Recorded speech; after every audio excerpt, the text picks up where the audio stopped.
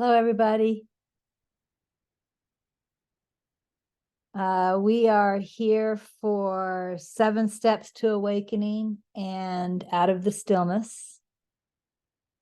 Before I start, some of you may know this because it's in Facebook, but maybe not everyone knows that yesterday when I was walking Ellie, she was attacked by 2 dogs.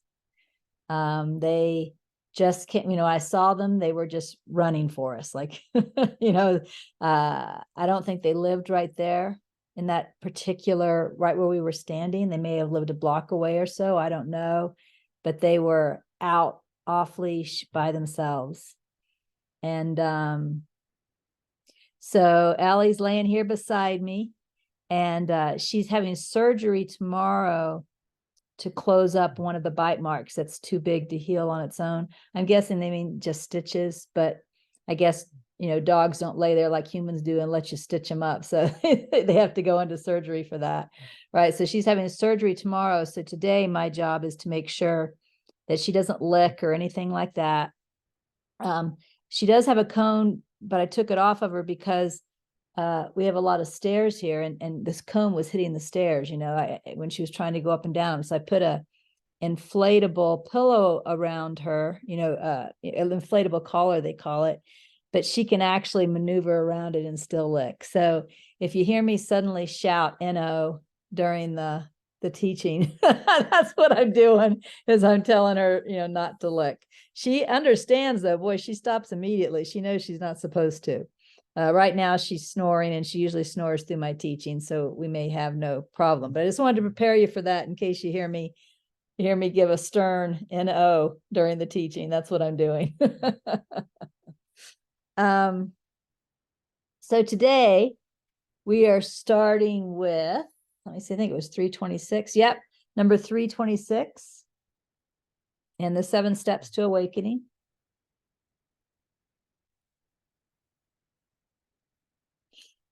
And this is what it says in the 7 Steps to Awakening. In truth, this world does not arise from the absolute, nor does it merge in it. The absolute alone exists now and forever. That's really interesting because this way of seeing that's being described here is seeing that happens from what I call the first principle of God, what's here being called the absolute, which means until you see from there, you can't see this way, right? That's what's important. So from the perspective of what I call the 4th principle of God, at best, you think everything comes from God, or maybe, I think you probably think everything comes from God at the 4th principle. And what this is saying is that's not true. Again, it says, in truth, the world does not arise from the absolute, nor does it merge in it. Merging in it, that would be unity consciousness, which you see at the 2nd principle of God level, right? This is saying neither of those perspectives is true. Neither the 4th principle of God level is true, nor the 2nd principle of God level is true, or their points of view or their ways of seeing are not true. The only thing that is true is the 1st principle of God. The absolute alone exists now and forever. Right? So if you can't see this, just know that's just because you aren't awake to the 1st principle of God. It's that simple, and that's okay. I'm not awake to the 1st principle of God either. Sometimes we have to trust the sages that go before us, right?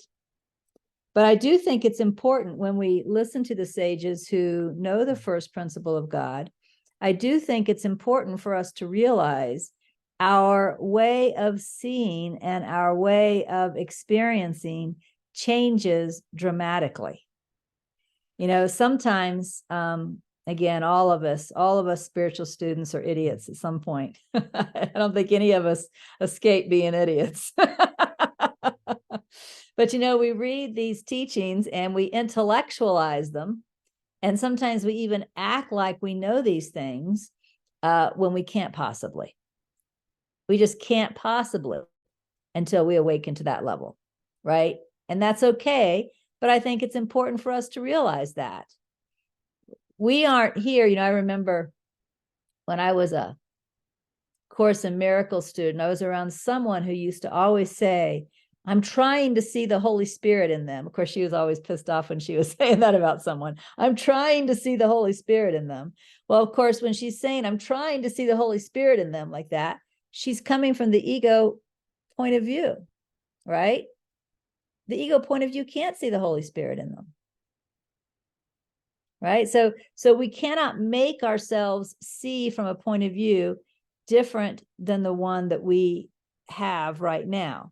But it's important to know that point of view can be transcended, and there are higher and higher points of view, right? When we know clarity, Holy Spirit, inner wisdom, whatever you want to call that, when we know that as our truest self, which is not first principle of God yet, but it's certainly a level you pass through on the way. When we know that as our truest self, we actually see that as everyone else's truest self too, even when they're acting from ego. That's the funny thing. They don't have to be acting from it for us to see it. We start to disbelieve what they're believing, even while they're believing it. We don't take it seriously, even when they're displaying it. So when you see yourself as clarity, Holy Spirit, inner wisdom, whatever you want to call it, that's when you see everybody else that way too. And they don't even have to be acting from it at the time, right? Somewhere in NTI, it says something that the way we see, something like the way we see the world is the same as the way we see ourselves. Or you could say what you are identified with, or what you know yourself as, or what you think yourself as, that's what you also see everything and everyone else as. So again, here's someone speaking from the first principle of God, because this is the way they can see from there. In truth, this world does not arise from the absolute, nor does it merge in it. The absolute alone exists now and forever. All right, so let's read my contemplation of this. Number 326 in Out of the Stillness. It may be helpful for a time to interpret everything as God. This chair is God. That wall is God. The sun shining outside my window is God. This perception may be helpful for a time, but it is not absolute truth. In absolute truth, there is only that which is called God. There is no chair. There is no wall. There is no sun. And there is no window.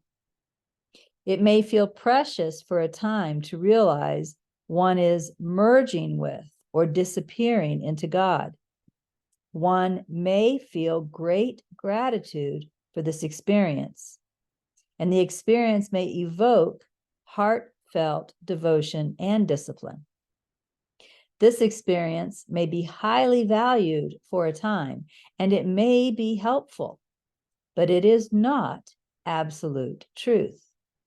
In truth, the self that appears to merge with God or disappear into God does not exist.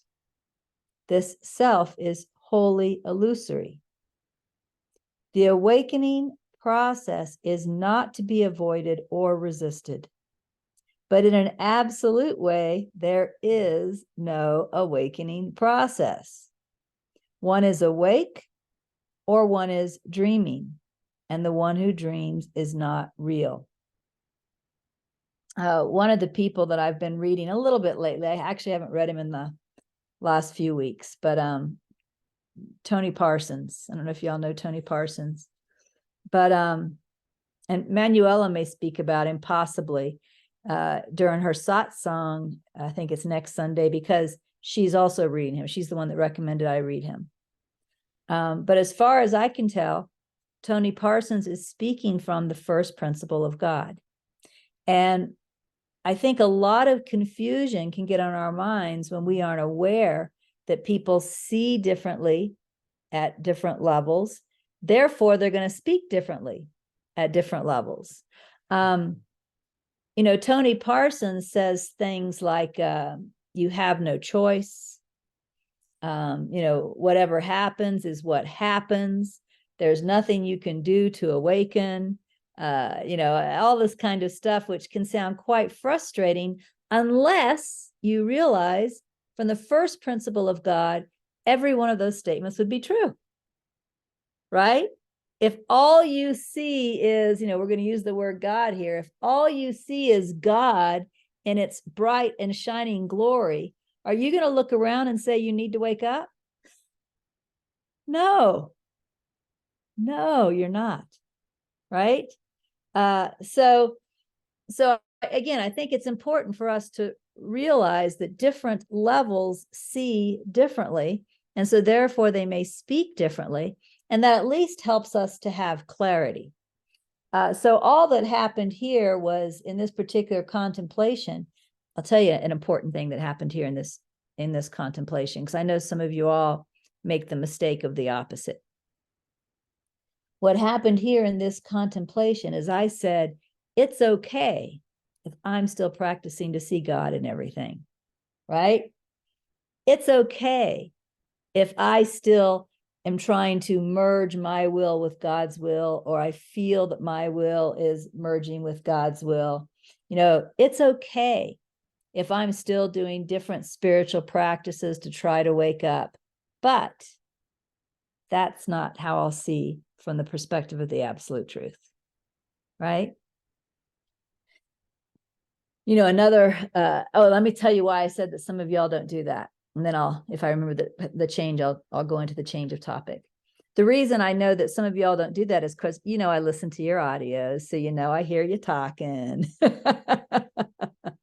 And what I sometimes hear is I hear you comparing yourself to someone else's practice. I think Anne corrected this error in her weekly gathering on Sunday. She said that was Regina's guidance, right? But I hear you comparing yourself to someone else and finding yourself lacking or finding yourself not good enough. So I didn't do that here. Notice I didn't say, oh my gosh, I don't see everything as God, therefore something's wrong with me, right? In fact, what I said is, it's okay if I see this way. It's okay if I experience this way, but I want to be aware that's not the absolute truth, right? I want to be aware there's still a different way to see. See how non-judgmental that is, right? And that's really all I have to say about 326. So why don't we move on to 327?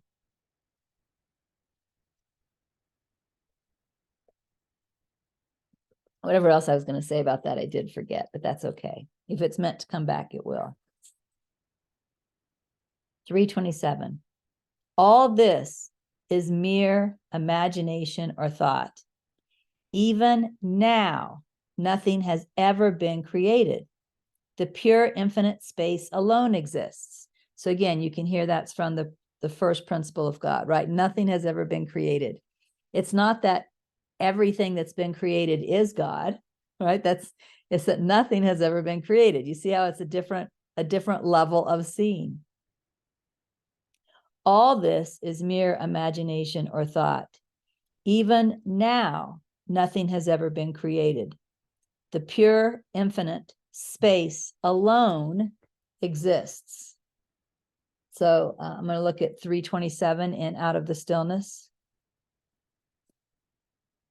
God did not create the world because there is no world. Ego did not make the world because there is no world. And ego, the false self or the dreamer, does not exist.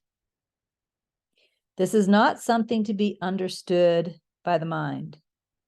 Understanding is beyond the mind. Do not try to understand this teaching or think about what this teaching means for you. That way only leads to confusion. Instead, rest into this teaching. Relax, soften into it, realize there is something to see, but only put effort into relaxing and opening to seeing. Do not try to think or understand. So that's pretty important, because obviously, the quotes we're looking at right now, well, they're above my current perception. They certainly were above my current perception in 2012. But again, the mistakes that we sometimes make as spiritual students is trying to intellectually understand that, which is beyond our current experience of seeing. And intellectually trying to understand is going in exactly the wrong direction. Because when we're intellectually trying to understand, we are identified with the intellect as me, which is the obstacle to seeing this way. So it's very, very counterproductive to try and intellectually understand these teachings. So what this is saying is what we are to do with these teachings. We don't ignore them, right? We don't say, oh, I can't see that way yet. I don't want to listen to that. We don't know what seeds may be planted as we open ourselves to these teachings, right? So what this is doing is this is telling us how to listen to these teachings that are really beyond where we are right now. It says you relax. You soften into it. Realize there is something to see, but only put effort into relaxing and opening, right? I think I heard Thich Nhat Hanh once say something like, we have to be like the ground, the way the ground receives the rain, right? How does the ground receive the rain? Well, in a way, it does nothing, but it certainly doesn't resist it, right? So it's just being, but that being is a state of openness. I once heard Adyashanti say, we need to listen like we're listening to the wind through the leaves. When we're listening to the wind through the leaves, we're not trying to understand that. We're not trying to figure that out. We're just listening, right? So that's what this is saying about these, I'll call them higher level teachings. When we are in some way exposed to higher level teachings, whether we're listening to Tony Parsons or reading Nisargadatta Maharaj or however it comes about. I think some people were even telling me that Angelo DeLullo is beyond them when he speaks, right? So when we are exposed to these higher teachings, one thing is realize if I am exposed to this higher teaching, it's because I'm meant to be exposed to this higher teaching. It couldn't be here if it wasn't part of what I'm to be exposed to, right? So the fact that it's here means it's for me. I don't understand it. It's beyond my way of seeing right now, but I accept that if it's here, it's for me. Therefore, I'm going to receive it like the ground receives the rain. I'm going to listen like I listen to the wind through the leaves. I'm going to relax. I'm going to be open. And that's all. I'm not going to try to understand it. I'm not going to try to forcefully figure it out, because that's counterproductive, right? And that's all I have to say about 327, but I think that's a very useful teaching. And like I said, I've heard Thich Nhat Hanh speak on it. I've heard Adyashanti speak on it. And we are often exposed to teachings that are beyond us. And in fact, at some point, we do begin to understand those teachings, right? At some point, those teachings do become the way we see. We all see and understand now teachings that once upon a time were beyond us, right? So somehow, even though we don't understand them, they're pulling us up. And so if we're exposed to them, just open to them. And that's all we're asked to do. Let everything else be miraculous.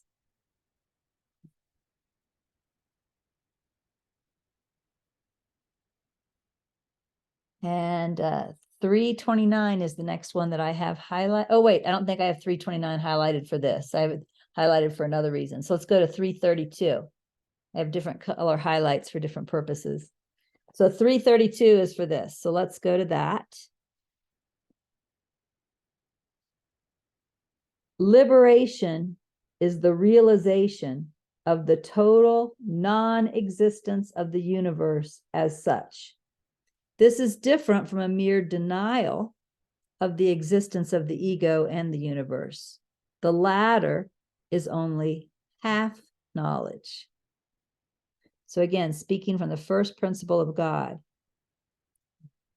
liberation is the realization of the total non-existence of the universe as such. This is different from a mere denial of the existence of the ego and the universe. The latter is only half knowledge. Now, how many of you can say that you are fully aware of the total non-existence of the universe? No, I can't either, right? So we just open to this. You know, that's another thing. Again, I started as a course student, so I have lots of history with course students. But you know, the course teaches this. In fact, I think it's workbook lesson 132, where it says this is the central theme of the course, right? That the world does not exist. This is the central theme. And yet, course students argue about that. They say, oh, the course can't really mean that the world does not exist, you know? But I don't know who we're reading right now. Let's see. We're reading the Supreme Yoga. So we're reading Yoga Vashista, which is a spiritual book, like A Course in Miracles is a spiritual book, but it's older than A Course in Miracles, right? And yet they're sharing the same teaching. So what if the universe does not exist and we simply aren't at the level yet where that can be seen? Why resist it? Why argue about it? Oh, and even worse, because it can be very harmful. Why pretend we know when we don't? Again, this is when I think I told you all once I heard through the grapevine that somebody said that they were, you know, since the world is not real, they were going to try driving with their eyes closed. You know, to me, there's some of that idiocy again, right? But, you know, some of us do it in I'm going to call it more practical ways. There might be something that if we weren't spiritual students, we would go to the doctor for. But because we're spiritual students and not guidance, just thinking, right? I'm not talking about, because if guidance says don't go, I'm all for guidance, you know. But this, it's not guidance, it's just our spiritual thinking. Our spiritual thinking says, I am not, you know, the body is not real. I am not a body. I do not need to go to the doctor. You know, people literally die of cancer that way that maybe could have been saved, literally. So again, one thing that we want to admit, and if you guys are taking that Inspired Clarity retreat, or if you have taken it before, Dr. David Hawkins hits this point very clearly in that particular retreat. I forget his exact words, but the idea is you have to be true to your current level of consciousness. You can't pretend I am not a body when subconsciously you're still identified with the body, because you will suffer. And in fact, even in the course says that something like the denial of the body is a very unworthy form of denial, right? It's not that the body exists. If the world doesn't exist, then the body can't exist either. That's common sense. But it's being true to your current level of seeing, your current level of experiencing, rather than lying to yourself with spiritual teachings that are beyond your current level of experiencing. And again, that's how we all, at some level, go through this phase of being an idiot to one degree or another, because the teachings that we're listening to are beyond our current level.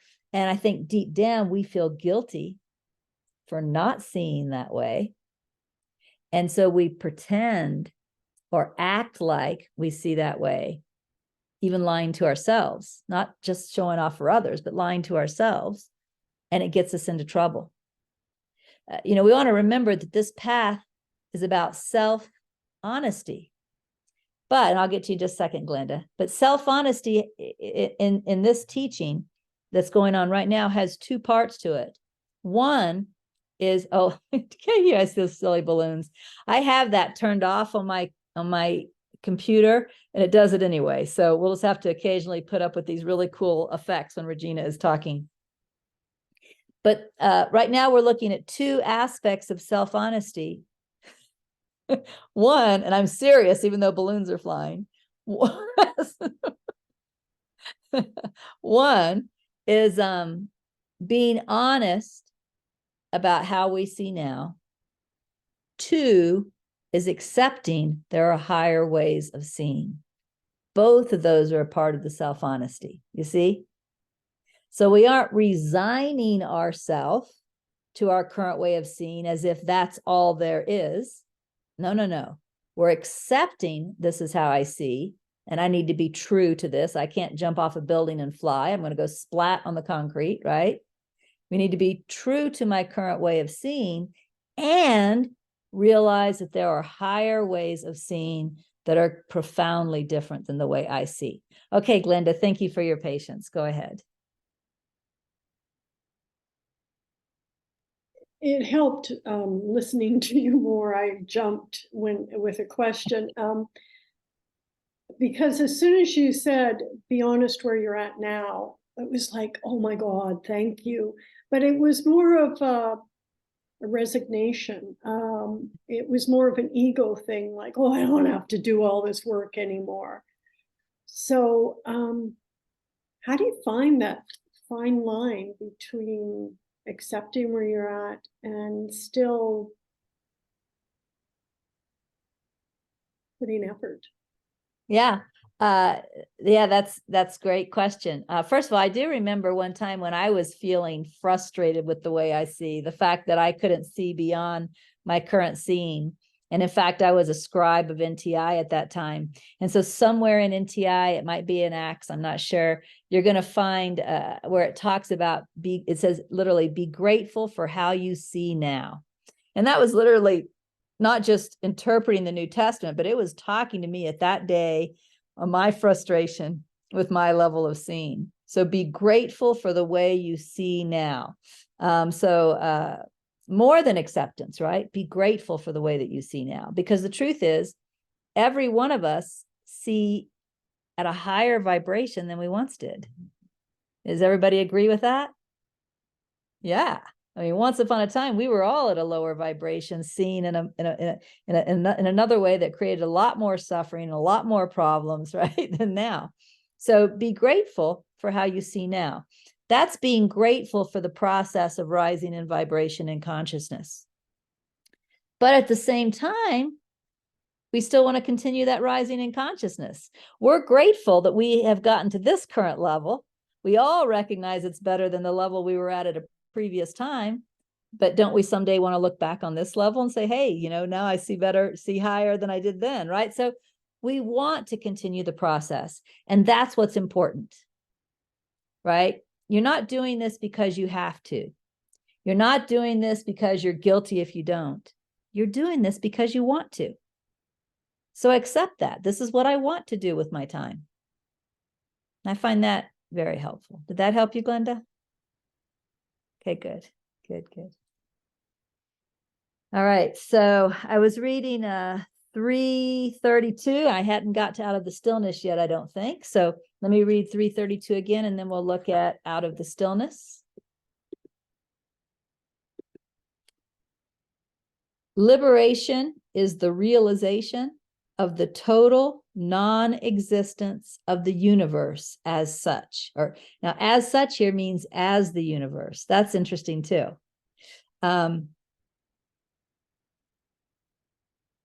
I remember when I was an early Course in Miracles student, and I would listen into teachings that said this world was an illusion. I remember sitting in my office at the time, looking across the room at the bookcase and trying to imagine how that was an illusion, which again, you can't do that. You can't imagine how the bookcase that you see is an illusion. But one day I was guided to look up the word illusion. And that was very, very interesting, because what it told me was that an illusion is something appearing as something other than what it is. Now, I found that very interesting, because it didn't mean there wasn't something there, which I think is what I thought it meant before. I thought it meant, there's nothing there, right?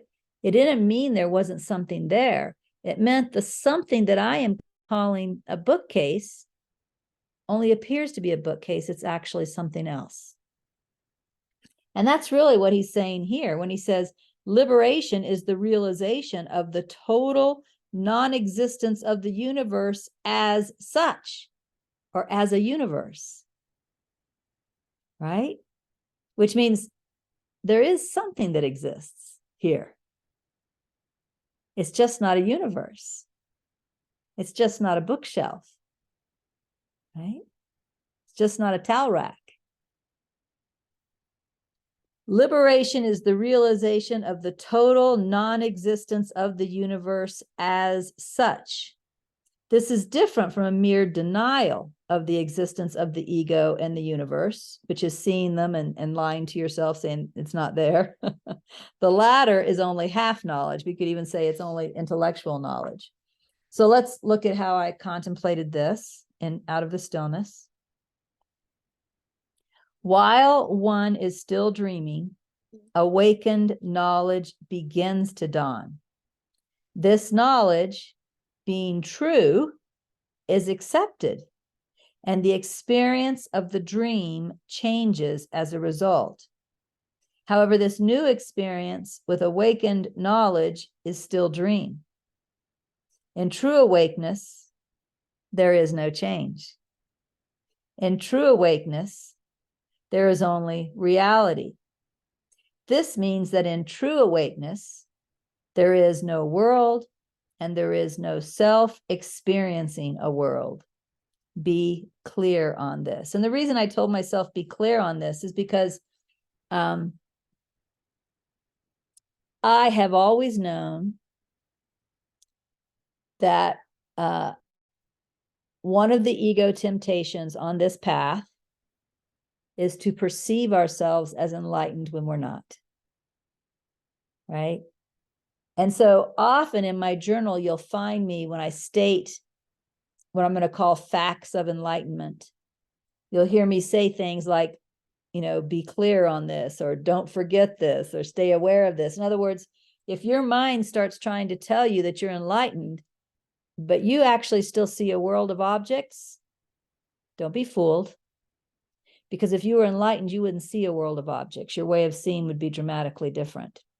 So you'll find me talking to myself that way.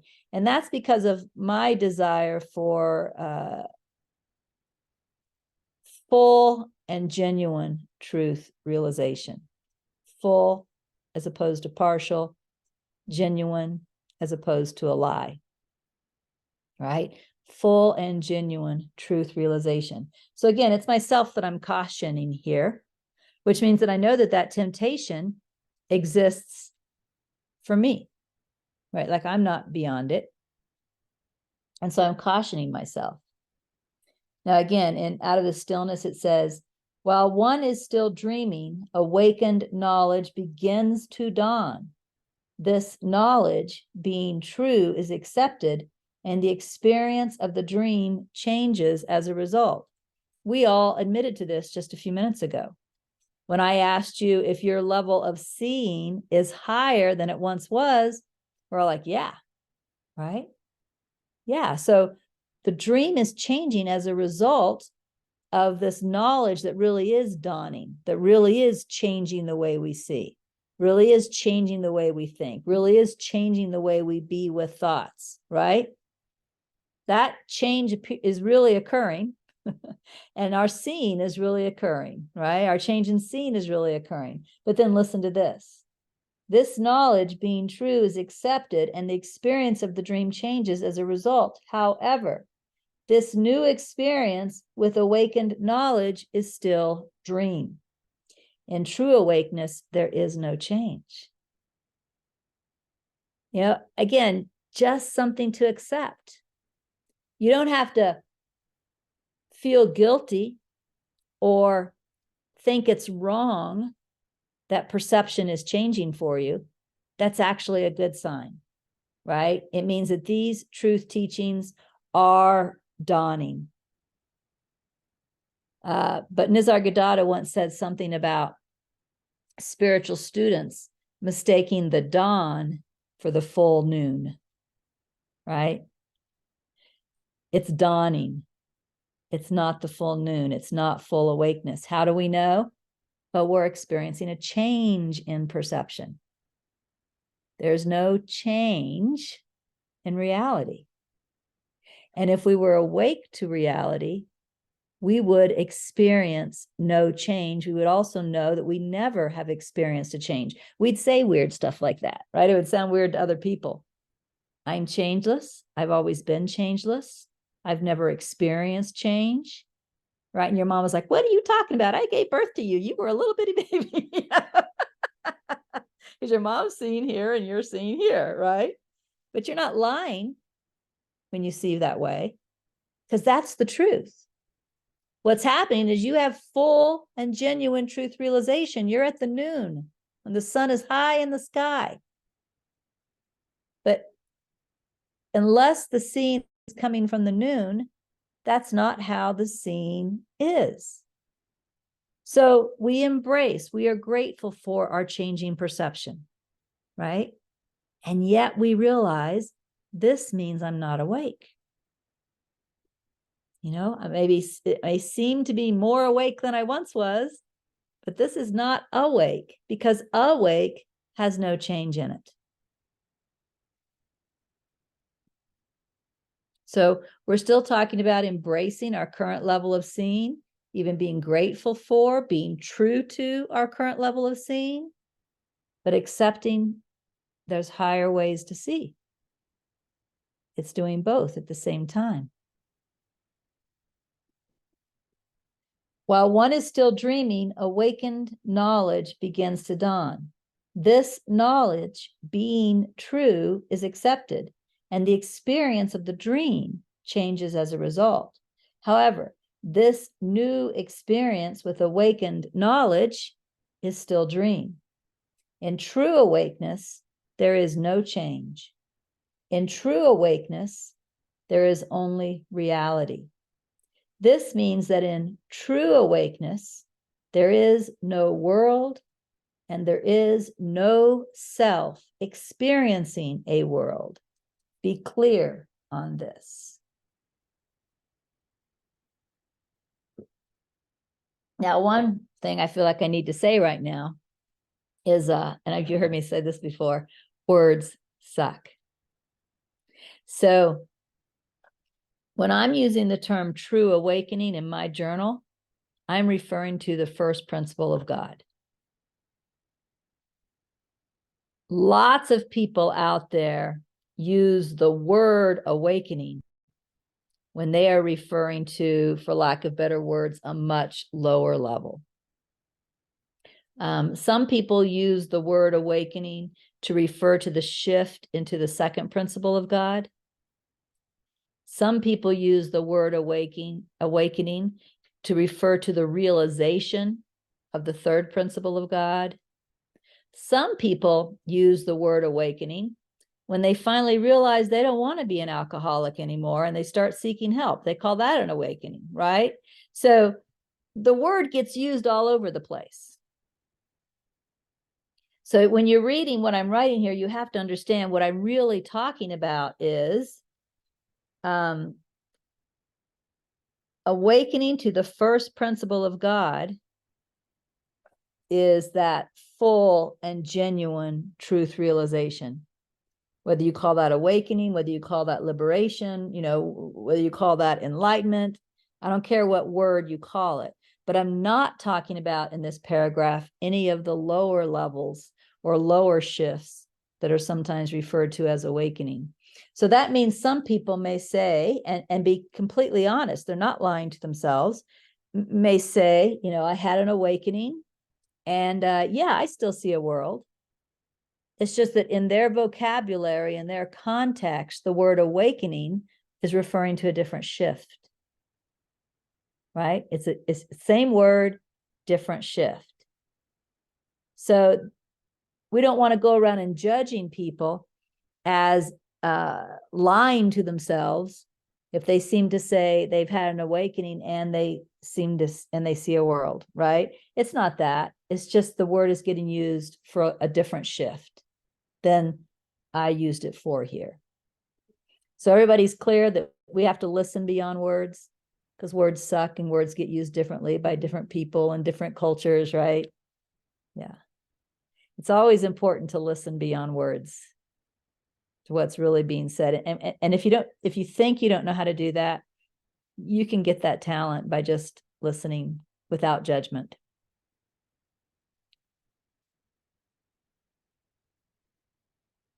So the next one I have is 334. Is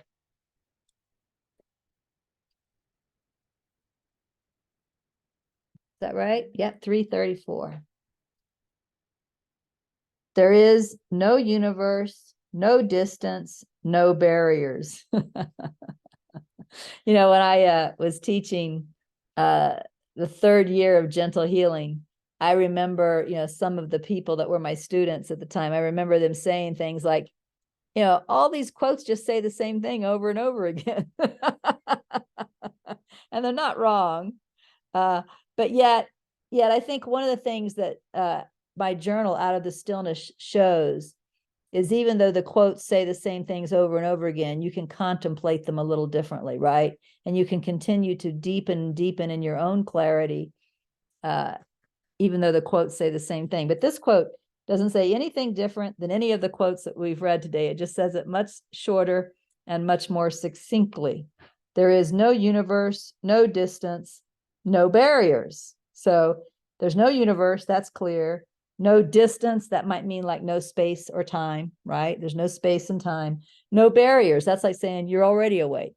You know, there's no obstacles, right? Again, seen from the first principle of God, because we all know that's not the experience of us. I mean, how many of you would say there's no barriers in your experience to full, genuine truth realization? Right? From our point of view, there still are barriers that need to be removed. And in fact, that's the teaching. That's the teaching of A Course in Miracles, that our job is to seek for the obstacles or the barriers, right, to love's presence. That's the teaching of Ramana Maharshi. The teaching is to seek out the barriers, seek out the obstacles. And yet here's one saying there are no barriers. So again, we don't want to become frustrated with these teachings, or we don't want to think that this person knows more than we do, even though at one level that's true because they see higher. But we don't want to think this person knows more than I do, and therefore I'm a fool seeking out the barriers. We want to realize this is a different level of consciousness. And although that is a way to see, and one day I will see there never were any barriers, right now, if I'm being true to my current level of consciousness, I need to continue to seek out the barriers. You see how that works? Right? This is why they say awakening is full of paradox. So there is no universe, no distance, no barriers. So let's see how I contemplated that little sentence. While the world seems real, let realization of its unreality seep into mind and heart. While the body seems to be you, moving from place to place, doing, let realization of its unreality seep into mind and heart. While thinking seems to present reasonable problems and solutions for your consideration, Let realization that you are not the person seep into mind and heart.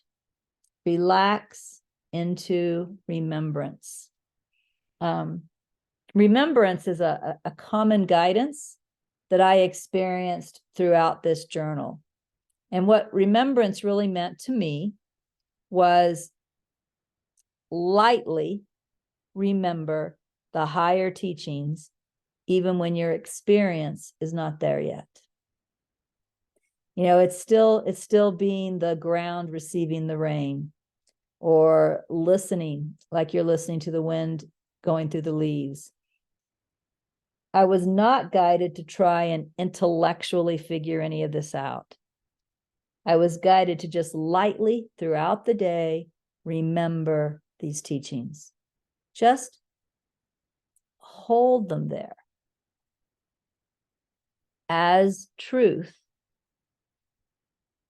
that one will one day see, know, or experience, depending on the word you like best. What I think is helpful about remembrance as guidance, just lightly holding on to higher teachings, my experience, is it helped me to not get so caught up in my current level of seeing. It brought in some of that healthy detachment. So if I'm upset about something, I can be honest that I'm upset about it. I can sit down and I can journal to try to seek out the barrier, the obstacle, the belief that's leading me to be upset. And at the same time, I can realize that there's a peace that is beyond all possible upsets. Right? Just gently remember, not compare myself against it, not put myself down because I'm not there yet, not pretend I'm there when the truth is I'm pissed off. I'm true to my current level of consciousness while remembering there are higher levels of consciousness that can be realized. And that's it. Just gently holding that realization. So it's a little bit like, you know, people talk about, I'm sure you've heard having your feet on the ground and your head in heaven. It's a little bit like that. It's being true and honest to my current experience. But to some degree, not taking my current experience as reality because I'm open to the fact that there are higher levels of seeing. You see, when you're open to the fact that there genuinely are higher levels of seeing, then you know at some level that this that I'm experiencing right now isn't the reality. Because if it was the reality, it would be the only way to see. Right? So even though I experience this, and even though I'm really frustrated with this thing that's going on, and even though, you know, I really want to go in and seek this barrier so that I can be healed because there's something here that needs to be healed, I'm open to the fact that one day I'll see there never were any barriers. One day I'll see the absolute perfection of the absolute perfection of the absolute. How's that for double use of words? The absolute perfection of the absolute that right now I can't imagine. So this isn't all that there is what I'm telling myself. And yet I'm not denying where I'm at, and I'm living where I'm at in the way I need to live where I'm at if I want to continue to rise in vibration. So while the world seems real, let realization of its unreality seep into mind and heart. Let me tell you about Ellie's attack yesterday. Shauna, were you here when I said Ellie got attacked by 2 dogs yesterday? She did. I'm laughing because, you know, this has been another one of these little fears. Remember I told you guys a couple of weeks ago I had that fear of falling? Well, I fell. Okay, that's over with now. I had fear of falling on roller skates, and it happened with the dog, but I fell. Well, another little fear is when I would see dogs off leash, I would get worried about a dog fight. Well, the dog fight happened yesterday. And it wasn't Ellie's fault, by the way. We were just walking along, and these two dogs came running at us. They ran right up to us and started attacking, so just like some dogs do. But here's what was really interesting about the dog fight. It only lasted maybe 15, 20 seconds. It wasn't a long dog fight. That's why nobody's dead. I'm not quite sure why it ended. When I called the vet, they said, "How'd you make it stop?" And I'm like, I don't know. I was screaming. I don't know if that had anything to do with it or not. I know what I did. I was screaming and yelling, but I don't know if that had anything to do with it. But it did stop for whatever reason. But when it stopped, first one dog quit attacking first, and that dog ran off. And I don't know, Ellie was fighting back. I don't know if Ellie got that dog in a way. I think she was biting at its neck. I don't know if she got it in a way that it quit because it was hurting. I just don't know what happened. But one dog quit first, and it ran off. And then about 5-6 seconds later, the second dog quit. And when I yelled at it, it then cowered.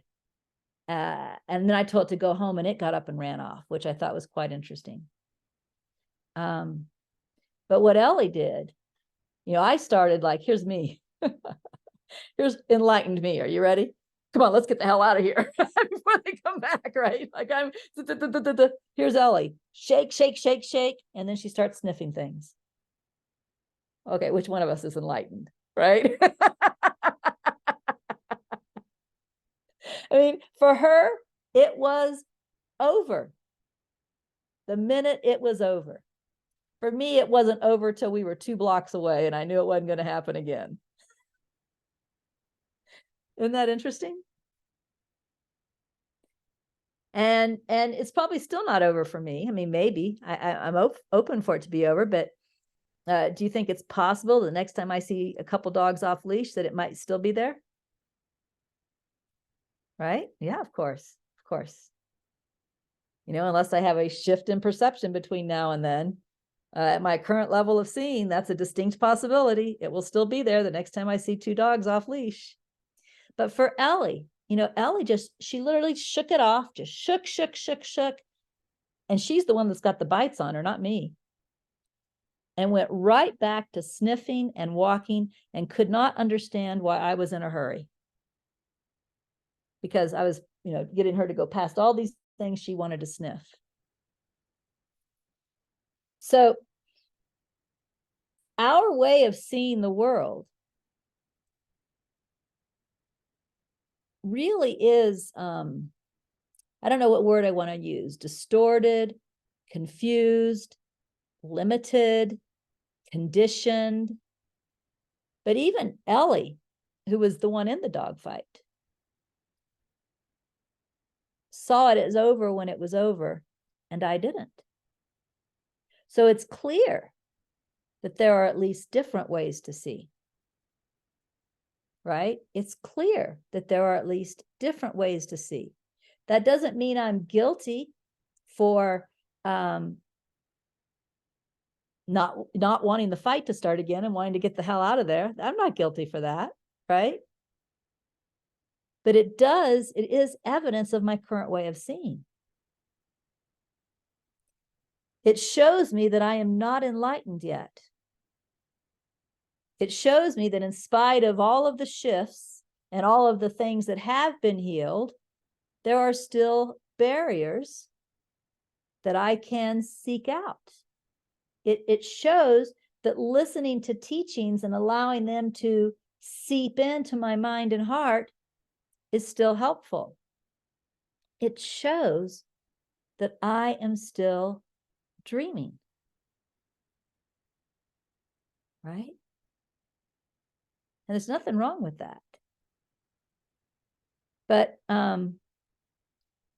it's so helpful to me. It's wonderful to be honest when your mind is telling you to lie to yourself. Right? I mean, how many of y'all have experienced your mind telling you to lie to yourself? This is what the mind does. It wants you to lie to you first, everybody else too, but you. It wants you to lie to you. How many of you all appreciate it when you see someone else and you know they're lying to themselves? How many of you all appreciate it when you see someone else and you know they're being authentic and honest? That tells you what you want for yourself. See, if you don't appreciate, hopefully you don't judge it because that's not helpful, but you might, but you don't appreciate, you don't value someone lying to themselves. That means you don't want to lie to yourself. That's your heart speaking to you. That's a projection of your heart. You do appreciate and value authenticity when you see it. That's because you want to be authentic. And it's hard sometimes because the ego is such a good persuader. So, without pride, applaud yourself when you speak up and are authentic in front of others, even though your mind was telling you to lie and be fake. Be grateful, celebrate every time you're able to be honest when you know your mind wanted you to lie. Because authenticity is what you want the most. It's okay where we're at. I would say that's the message of this teaching. That's one of Awakening Together's core values. We accept each other right where we're at. We can't do that if we can't accept ourselves right where we're at, right? And all of us have made progress of one kind or another, so we can be grateful for that. But we're also all still students. And so we need to hold on to those values that help us to raise in vibration, which includes authenticity or honesty, right? So while the world seems real, let realization of its unreality seep into the mind and heart. Oh, this is why I stopped and started telling that story about the dog attack yesterday. Because when Ellie shook it off and went right back to taking a walk, I learned a lesson from her. Right then, she was my reminder that my perception was unreality. Like I said, distorted, confused, limited, pick a word. But it wasn't the only way to see. My dog reminded me of that. She was my teacher. She was the master.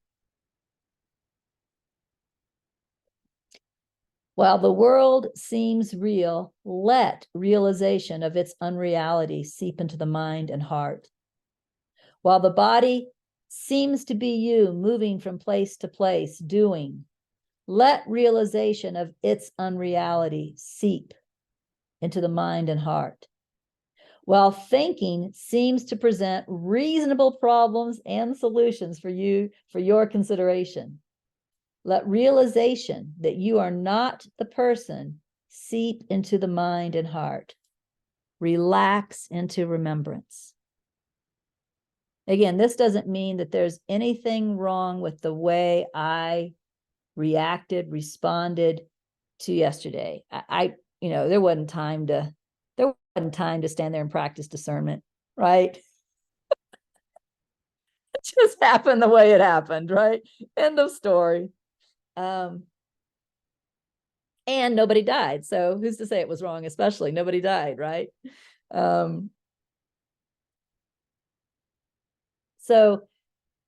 But that doesn't mean that I can't look at that and realize it was still from a limited perception, without judgment, without berating myself, right?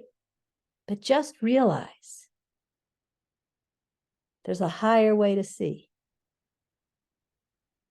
And just be open to that, like the ground is open to the rain. So I think that's it for today. Now, I won't be here for the next 2 weeks because I'm going to Sedona. I do have another announcement as the balloons fly. I'm not getting married. Did you hear that? Look at your mouth.